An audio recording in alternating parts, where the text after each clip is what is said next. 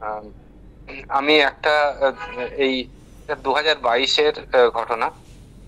মানে বাবা গোয়া ট্যুরের পরে বাবা বললেন, আহ, দিলীপদার ওখানে যে প্রোগ্রামটা হয়, মানে আমাদের দিলীপ সেন, ওনার ওখানে প্রত্যেকবার মানে 25 তারিখে, সেই 25শে ডিসেম্বরে ওনার বাড়িতে তো প্রোগ্রাম হয়, উৎসব হয়। তো বাবা ওই উৎসবের পরে আমরা বাবা বললেন আমরা রামনগরে যাব। আচ্ছা, এইবার রামনগরে যাওয়ার জন্য বাবা মাঝে মাঝে বলতেন, খুব জোর দিয়ে বলতেন, আবার কখনো এমনি ছেড়ে যেতেন যে আমি রামনগরে যাচ্ছি, তুমি চলো। হ্যাঁ, এই এই যে ইনস্ট্রাকশনটা যখন থাকতো, তখন আমি বলতাম যে এটার মধ্যে নিশ্চয়ই কিছু একখানা এ আছে। তো আমার যা কাজ টাজ তাই মানে আমি অন্য কাজে তখন প্রায়োরিটি চেঞ্জ হয়ে যেত। বাবার সঙ্গে আমার যাবার, যখন বাবা যখন বলেছেন তখন আমাকে যেতেই হবে, এটা হচ্ছে আমার ইয়ে ছিল। তো আমাদের যে গুরু ভাই ওখানে, আহ, তো গুরু ভাইয়ের বাড়িতে বাবার ওখানে প্রোগ্রাম ঠিক হলো, রামনগর মানে বগুলা। এটা একদম হচ্ছে আমাদের এই বারাসতের ওখান থেকে যেতে হয়, একদম বাংলাদেশের বর্ডার। তো মানে আইডিয়া ছিল না কিছু যে আমরা কিরকম হয়েছিল। বাবা আমাদেরকে সব নিয়ে গেলেন, অনেকজন ভক্ত সব ওখান থেকে করলাম, বেরোলাম আর কি। সুবোধ মোহরি ওনার বাড়িতে বাবার প্রোগ্রাম ছিল। বাবা সেটা সুবোধদার কাছে শোনা, যে বাবা ওনাকে বলেছিলেন যে আমি তোমার ওখানে যাব, এবং সেটা বহুদিন আগে, অনেক বছর আগে। তারপরে বাবার নাকি আর সময় হয়নি, মানে সেই প্রোগ্রাম হয়নি, সেই প্রোগ্রাম ক্যান্সেল হয়ে গিয়েছিল। তারপর আমি যখন বেনারসে ছিলাম তখন সুবোধদাকে বাবা একবার ডেকেছিলেন, ডেকে বললেন তোমার বাড়িতে প্রোগ্রাম হবে, এবং সেই প্রোগ্রামটা এটা। তো বাবার 3 দিনের প্রোগ্রাম ওখানে সুভদ্রার বাড়িতে দিয়েছিল। তো আমাদের যে প্রোগ্রামটা যেটা হলো, মানে সেটা হচ্ছে আহ আমার কাছে একখানা ভক্ত যে কিরকম হতে পারে, ওর একখানা নতুন দিগন্ত খুলে গেল। মানে গ্রামের লোকেরা এতটাই ডিভোটেড বাবার জন্য, ওটা আমার ধারণা ছিল না। আগরতলাতে গেছি, আগরতলাতে গেছি, কিন্তু এখানে যে ভক্তরা মানে অন্য অন্য টাইপের ভক্ত। মানে ওখানে নাম গান চলছে, ওদের ওখানে প্রত্যেক মাসে কোনো না কোনো প্রোগ্রাম হয়, অষ্টম প্রহর হয়, মানে কিছু না কিছু প্রোগ্রাম, মানে ভক্তদের গ্রাম পুরো। এবং অদ্ভুত ব্যাপার, গ্রামের একটা পোর্শন পুরো মানে একটা হিন্দু আর একটা হচ্ছে মুসলিম, কিন্তু তারা সবাই মিলে করে, এবং সবাই ওই প্রোগ্রামে মানে বিভিন্ন জায়গা থেকে প্রোগ্রামে আসে আর কি। এক্সচেঞ্জ, কালচার এক্সচেঞ্জের কোনো ইয়ে নেই। তো ওইখানে সুভদ্রার ওখানে প্রোগ্রামে আমরা গেলাম, এবং তাদের ওখানে যে আতিথেয়তা, মানে গ্রামের বিভিন্ন জায়গা বিভিন্ন লোকেদেরকে থাকার ব্যবস্থা করা হয়েছে। তো এত সুন্দর ব্যবস্থা, এত আতিথেয়তা, ভাবলেই অবাক লাগে। মানে আমরা, এটা একটা নতুন দিগন্ত খুলে গেছিল আমার কাছে, যে মানে ভক্ত কিরকম হতে পারে, বাবার ভক্ত কিরকম। তো দুটো ঘটনা আছে। একটা ঘটনা হচ্ছে, মানে এটা হচ্ছে একটা হচ্ছে বাবা আমাদেরকে শিক্ষা দিলেন যে জিনিসের অপচয় করা, মানে বাবা তো সবসময় শিক্ষা দিতেন যে জিনিসের অপচয় করাটা একদমই ঠিক না। আহ যদি উনি একটা মন্ত্র লিখতেন, তো অতটুকু, যতটুকু পেপারের দরকার ততটুকু পেপার এনে কাট করে নিতেন, বাকিটা পেপারটা পরের এর জন্য থাকতেন, যে অপচয়টা যেন না হয়। এটা হচ্ছে মেসেজ আমাদের কাছে, যে কোনো জিনিসের অপচয় যেন না হয়। তো এই অপচয়ের ব্যাপারে একখানা মানে জ্বলন্ত এক্সাম্পল আমাদেরকে দিলেন। আমরা যাচ্ছি, সেইবার ওখানে একটা শিব মন্দির আছে, শিবালয়, খুব সম্ভব শিবালয়। তো শিব মন্দিরে বাবার দর্শন ছিল, বাবা ওখানে শিব মন্দিরে যাবেন, এবং শিব মন্দির সেই লিঙ্গটার কথা বলে যে শিবলিঙ্গটা নাকি বাড়তে, মানে কন্টিনিউয়াসলি বাড়ছে। তা হাইট অনেকটাই, মানে সিঁড়ি দিয়ে উপরে উঠতে হয়, উঠে ইয়ে করতে হয়। তো আমাদের খুব উৎসাহ যে বাবার সঙ্গে ওখানে যাব। বাবার সঙ্গে গাড়িতে করে যাওয়ার পরে ওখানে আহ, মানে প্রোগ্রামটা খুব নিখুঁত প্রোগ্রাম হচ্ছে, অনেকটা দূর, গাড়িতে করে যেতে টাইম লাগে।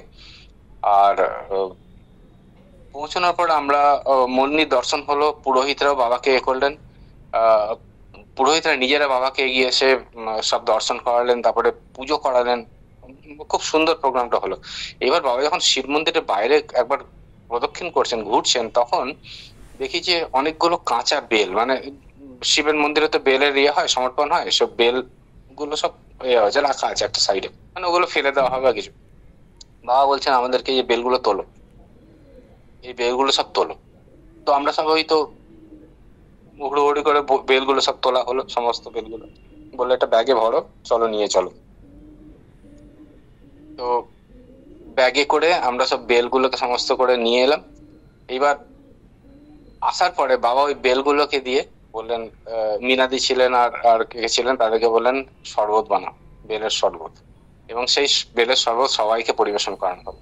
মানে ওই যে বেলগুলো যে পড়ে আছে ওখানে, ওই যে নষ্ট হচ্ছে, বাবার কিন্তু ওটা মানে ওই অপচয়টা বাবা এ করলেন না। বাবা ওটাকে কিরম ভাবে ওটাকে ব্যবহার করতে হয় সেটা আমাদেরকে দেখিয়ে দিলেন, ভক্তদেরকে এটা একটা শিক্ষা। তো আরেকটা জিনিস আমি দেখলাম যেতে যেতে, আহ আমি যে গাড়িতে আমি চালাচ্ছি, বাবা পাশে বসে আছে। আর গাড়িটা যেহেতু মানে ছোট, তো বাবা তো বসেন মানে ইয়ে করে, বাবু হয়ে বসেন সিটের উপর। আর সিটে বাবু হয়ে বসেন, আর গিয়ারটা চেঞ্জ করার সময় বাবার সেকেন্ড গিয়ারে বাবার বারবার হাঁটুতে লাগছে। তো আমি দেখছিলাম যে আমি চেষ্টা করছিলাম সেকেন্ড গিয়ারটা না দিয়ে থার্ড গিয়ারে করার জন্য। বাবা এটা দেখলেন, দেখার পরে আমি দেখলাম বাবা ডান দিকের হাঁটুটা উঁচু করে দিলেন, হাত দিয়ে তুলে নিলেন ওপরে। তুলে ওই যে বাবা যে হাত দিয়ে তুললেন, আমার গিয়ারের প্রবলেম হলো না। এবং বাবা ওই অবস্থায় ঘুমিয়ে, ওই অবস্থায় রাস্তায় যেতে যেতে ঘুমোলেন, কিন্তু হাঁটুটা কিন্তু নিচে এলো। এটা আমার একখানা ঘটনা, আমার বিবেকানন্দকে যখন পড়েছিলাম তখন বিবেকানন্দের একখানা পড়েছে যে আমার ওর মনে শরীর খারাপ হয়েছে। তো শরীর খারাপ হয়েছে, বলছে যে তুমি জল যেন না যায়, দুধ দিয়ে ওষুধটা খেতে হবে, কিরকম একখানা ইয়ে। তো উনি বলছেন যে আমি যখন আমার মনকে বলে দিয়েছি যে জলটা আমার গলা দিয়ে নিচে যাবে না, তখন ওটা যাবে না। ওই ইনস্ট্রাকশনটা বাবার ক্ষেত্রে আমি সেটাই দেখলাম, যে বাবা বলে দিলেন যে হাঁটুটা নিচে নামবে না, তো নামবে না। ওই অবস্থায় উনি ঘুমোলেন, বাবা সিটে বসে ঘুমোলেন, কিন্তু হাঁটুটা কিন্তু নিচে নামলো। এই হচ্ছে মানে এইগুলো হচ্ছে মহাপুরুষের ইয়ে, মানে জিনিস বোঝা যে কন্ট্রোলটা কিরকম। একটা হলো আমাদেরকে কিরকম ভাবে অপচয়টা নষ্ট করতে হবে সেটা দেখালে, সংযম কিরকম হতে হবে সেরকম। মানে বাবার কাছে কোনো কথা যদি হয়ে গেল তো হয়ে গেল। 4টের সময় উনি বেরোবেন, তো 4:20 বা 4:15 বাবা রেডি ড্রেস পরে। এইটা হচ্ছে ওনার সংযম। এবার একখান অলৌকিক ঘটনার কথা বলি, ওই সময় হয়েছিল, এবং সেটা আমরা ঘটনাটাকে জুড়ে বুঝতে পেরেছিলাম। মানে এটা কিন্তু বোঝা যায় না এমনিতে।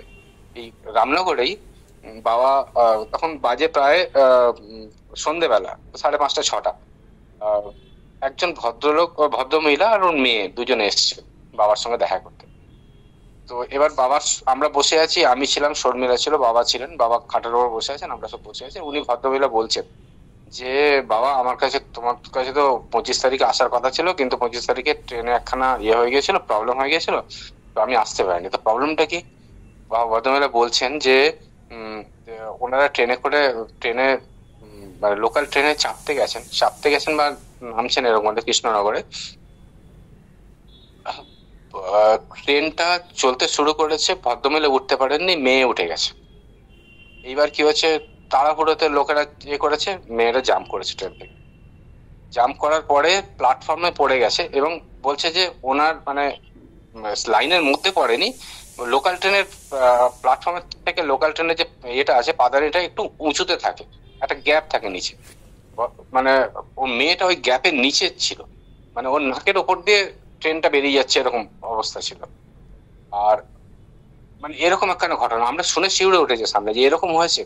হ্যাঁ, এইবার শর্মিলা হঠাৎ করে পাশে বসে জিজ্ঞেস করছেন, আচ্ছা দিদি আপনাদের সময়টা কখন বলুন তো, সময়টা কখন বলুন তো, বারবার সময়। তো উনি সময়টা বলছেন ওই কটার দিকে হবে, তখন 7টা 8টা এরকম একটা টাইম বললেন উনি।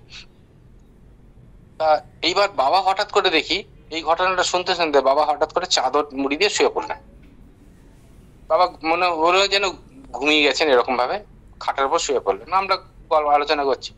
এবার ওনারা চলে যাওয়ার পর শর্মিলা আমাকে বলছে, দাদা টাইমটা দেখলেন? আমি বললাম টাইমটা হ্যাঁ, কিন্তু টাইমটা তো আমি বুঝতে পারছি না, টাইমটা শর্মিলা কেন বলছে। আচ্ছা, এই যে ঘটনাটা কৃষ্ণনগরে ঘটছে সেটা তো হয়েছিল ওই 25-26-এর দিকে বা 24 তারিখে, এরকম একটা ডিসেম্বরের একটা টাইম হয়েছিল। আর বাবা ওই সময় ছিলেন কলকাতাতে। ঘটনাটা কৃষ্ণনগর হচ্ছে, বাবা আছেন কলকাতাতে দ্বীপের বাড়িতে। তো শর্মিলা বলছেন, দাদা ওই এক্স্যাক্টলি ওই সময়তে বাবার হঠাৎ শ্বাসকষ্ট শুরু হয়। বাবা বলেন যে আমাকে আলাদা ঘরে ইয়ে করে দাও, আমার খুব শ্বাসকষ্ট হচ্ছে, আমাকে অক্সিজেন দাও, আমাকে অক্সিজেন দাও। মানে শর্মিলা যেহেতু ওইখানে ছিলেন বাবার কাছে, এবং এই ভদ্রমহিলা যখন বললেন ওই টাইমটা ম্যাচ করলো, তখন আমরা বুঝতে পারলাম যে বাবা ওইখানে বসেই বুঝতে পারছেন তো ওনার কোনো ভক্তের প্রবলেম হচ্ছে। এবং ওখানে উনি ওই শ্বাসটা নিশ্চয় করার পরে কিছুক্ষণ পরে আবার বাবা ঠিক হয়ে গেলেন, নর্মাল হয়ে গেলেন। কিন্তু ওই যে টাইমটা এক্স্যাক্টলি, এটা শর্মিলা না থাকলে আমি বুঝতে পারতাম না। শর্মিলার কাছে যখন ঘটনাটা শুনলাম, মানে দুটো তিনটে পার্টে যখন একসঙ্গে থাকে তখন বোঝা যায় যে জিনিসটা কি হচ্ছে। বাবা যে ওইখানে বসে বসে ভক্তদের মঙ্গল কামনা করছেন এবং ভক্তদেরকে রক্ষা করছেন, সেটা ওইখান থেকে বুঝতে পারলাম। আর বাবা আরেকখানে জিনিস হচ্ছে, বাবা যে বিনয়ের, যে বাবা কখনো নিজেকে প্রকাশ করতে চান না, ওই সময় বাবা এই যে ঘটনাটা যে আমরা বাবা বুঝতে পেরেছেন যে আমরা বুঝে যাবো এই জিনিসটা, উনি কিন্তু শুয়ে পড়লেন। উনি আর কিছু কোনো কথা বললেন না, কোনো কথা বলার নেই, উনি একদম করলেন যে আমি বিশ্রামে যাচ্ছি। তো এটা মানে আমার কাছে ঘটনাটা খুব অলৌকিক লেগেছিল। এবং এই আরেকখানা ঘটনা হয়েছিল, আমি আপনাদেরকে বলবো সেটা পরের ইয়েতে, যে এইরকম বাবা যে কোনখানে থাকেন ও আমাদের জন্য যে সবসময় বাবার চিন্তা। হ্যাঁ, বাবা যে ভক্তদের যে কিরকম ভাবে রক্ষা করেন, সেই ঘটনাটা এটা একটা ঘটনা, মানে আমার তো ওটা একটা মানে চোখ খুলে দিয়েছিল যে মহাপুরুষ কিরকম ভাবে তার ভক্তদেরকে রক্ষা করছে। প্রণাম, জয় গুরু। বাবার যে ভক্ত সেবা, সেটা কিছুটা বলি।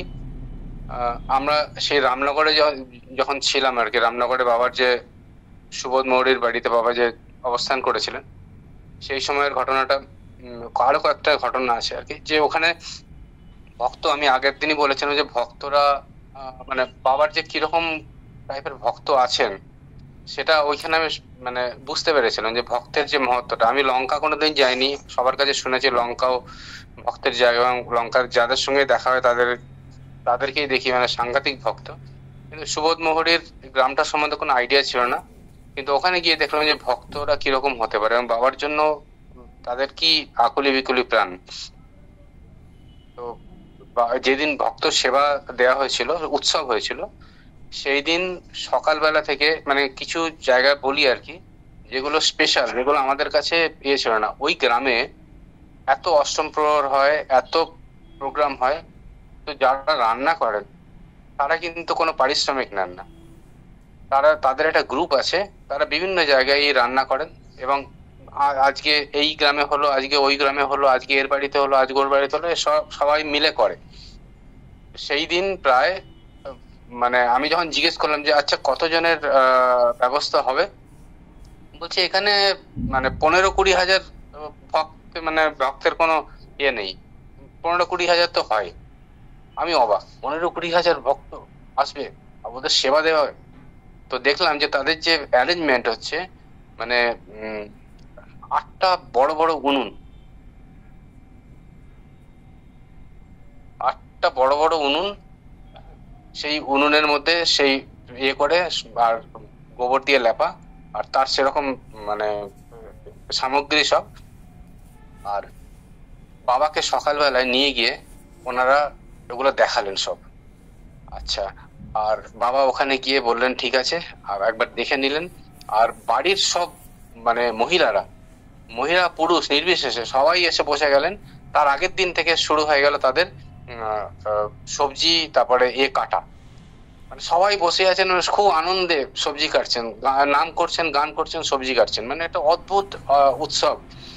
আর আমরা রাত্রিবেলা দেখে যাচ্ছি, খুব ঠান্ডা ছিল তখন, কিন্তু এই যে বাবার জন্য তাদের যে মানে এই উৎসবটা করা, এবং তার মধ্যে যে সবাই যে পার্টিসিপেট করছে, প্রত্যেকে যে আছে ভক্ত সেবার জন্য, মানে কি যে জিনিস ছিল সাংঘাতিক, চিন্তা করা যায় না।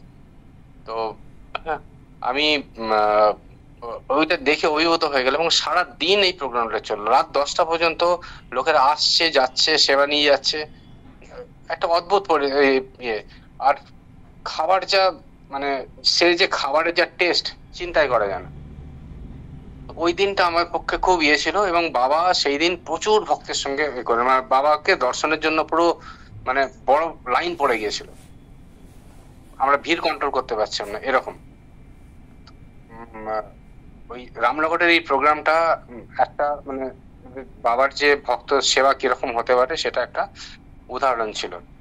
এবং আমি বাবার যে এই ঘটনাটা বলেছিলাম গতকালকে, ওই অলৌকিক ঘটনাটা ওখানেই বাবার হয়েছিল। এরপরে আমরা বাবার ইয়েতে গেলাম। নেক্সট যে জায়গাটা সেটা হচ্ছে গড়বেতা, পুরুষোত্তমদের যেখানে প্রোগ্রাম করেছিলেন। এবং সেখানে বাবার আমি তার আগে শুনেছিলাম যে পুরুষোত্তমদের বাড়িতে খুব বড় প্রোগ্রাম হয়েছিল, তার আগের বছর যেতে পারিনি, কিন্তু সেইবার বাবার সঙ্গে যাওয়ার সৌভাগ্যটা হলো। বাবা আমরা সব একই সঙ্গে বেরিয়েছিলাম। রাস্তায় মানে প্রত্যেকটা জিনিস যেন একদম মাপা, কোনো জিনিসের কোনো খুঁত নেই। যেখানে পৌঁছানোর কথা, যেরকম সময় পৌঁছানোর কথা, সব আমরা সেরকম ভাবেই পৌঁছলাম। আর ওখানে যে বাবাকে যে নিয়ে যাওয়ার জন্য যে ওরা যে সমারোহ করেছিল যেখান থেকে রসকুণ্ডের এটা, মানে সেটা দেখার মতো। কীর্তন করে অত দূর থেকে অত লোক সেই গাড়িতে করে প্রসেশন করে বাবাকে নিয়ে যাওয়া সাংঘাতিক জিনিস, দেখার মতো, দেখার মতো। তো ওইখানে গিয়েও দেখলাম যে ভক্তের মানে আমাদের যে গ্রাম বাংলাতে মধ্যে যে ভক্তের যে মানে ভক্তিটা যে সনাতনের যে এটা আছে, সেটা কিন্তু খুব ডিপ রুটেড, প্রত্যেকের ঘরের মধ্যেই আছে। এবং বাবাকে যখন বাবার প্রসেশন যাচ্ছে, যখন কেউ প্রণাম করছে, তখন তারা জুতো খুলে প্রণাম করছে। মানে বাবার প্রসেশন যাচ্ছে, ভক্ত রাস্তাটা সব দাঁড়িয়ে আছে রাস্তার পাশে, এবং তারা জুতো খুলে প্রণাম করছে, মানে জুতো পরে প্রণাম করছে না, মানে কতটা ভক্তি। তো এগুলো দেখে তারপরে আমরা পুরুষোত্তমদের বাড়িতে যে প্রোগ্রামটা হলো, সেই প্রোগ্রামটা আরো মানে এত লোকের যে সমাগম হতে পারে, গ্রাম থেকে যে এত লোক আসবে, এত ভক্ত, আর বাবাকে দেখার জন্য যে এরকম লাইন, মানে ধারণা করা যায় না যে আমরা আমরা যে কোন জায়গায় আছি। এবং বাবা যখন সেখানে থাকেন, সেখানে সমস্ত পরিবেশটা কিরকম ভাবে হয়ে যায়, শান্ত হয়ে যায়। একটা অদ্ভুত একখানা সমাহিত পরিবেশ থাকে, অত লোক আসছে, অত লোক যাচ্ছে। পুরুষোত্তমদের বাড়িতে আমার সেইবার আছে প্রায় 12,000 লোক হয়েছিল। বাড়ির বাইরে রাস্তাতে মানে ট্রাফিক কন্ট্রোল করার জন্য পুরো ভলেন্টিয়াররা লেগে গিয়েছিল, মাইক নিয়ে অ্যানাউন্স করা হচ্ছিল, রাস্তা জাম হয়ে যাচ্ছিল, এরকম অবস্থা। তো আর বাবা সেখানে বসে কি আনন্দ, মানে সবার সঙ্গে দর্শন করছেন, সবার সঙ্গে দেখা করছেন। এবং যেখানে যেখানে রান্নার ব্যাপারে ভোরবেলা 3টের সময় উঠে পুরুষোত্তমদা বাবাকে বলছেন, বাবা এই রান্না শুরু হবে, এই ইয়েটা করবেন, আপনি দেখে যান, তারপরে হবে। বাবা সেই ভোর 3টের সময় উঠে রান্নার জায়গা পরিদর্শন করলেন, দেখে করলেন, দেখা ক্লিয়ারেন্স দেওয়ার পর আমরা শুরু করলাম রান্না। তো এই যে পরিবেশ, এই যে বাবার যে ভক্ত সেবা, এই যে বাবার যে উৎসব, এই উৎসবটা মানে চোখে না দেখলে করা যায় না। মনে হয় যেন আমরা যে অন্য কোনো জগতে আছি, মানে পৃথিবী থেকে যখন ডিটাচ হয়ে যায়। তো এই ঘটনাগুলো চোখের সামনে এখনো ভাসে। হ্যাঁ, চেষ্টা করছি যে আপনাদেরকে ভিজুয়ালাইজ করার জন্য। আপনারা তো অনেকেই ছিলেন, প্রায় ভক্তরাই ছিলেন, কিন্তু যারা এই প্রোগ্রামটা দেখেনি, হ্যাঁ, তাদের জন্য এই জিনিসটা ভিজুয়ালাইজ করা খুব দরকার। চারিদিকে নাম সংকীর্তন হচ্ছে, বাবা ভক্ত সেবা দিচ্ছেন, বাবা ওখানে দান করছেন, লেপ্রসি পেশেন্টদের জন্য তাদেরকে ডেকে আনা হচ্ছে। সেই দান মানে একটা অদ্ভুত পরিবেশ। এই পরিবেশ কিন্তু আমরা অন্য জায়গায় দেখি না। আমরা শহরে থাকি, আমাদের শহরে এসব জিনিস দেখার সৌভাগ্য হয় না, কিন্তু অ্যাকচুয়াল ভক্তি, সেই ভক্তিটা রামনগর দেখলাম, তারপর গড়বেতা দেখলাম। এগুলো খুব ইচ্ছে ছিল শেয়ার করার, আজকে শেয়ার করতে পারছি।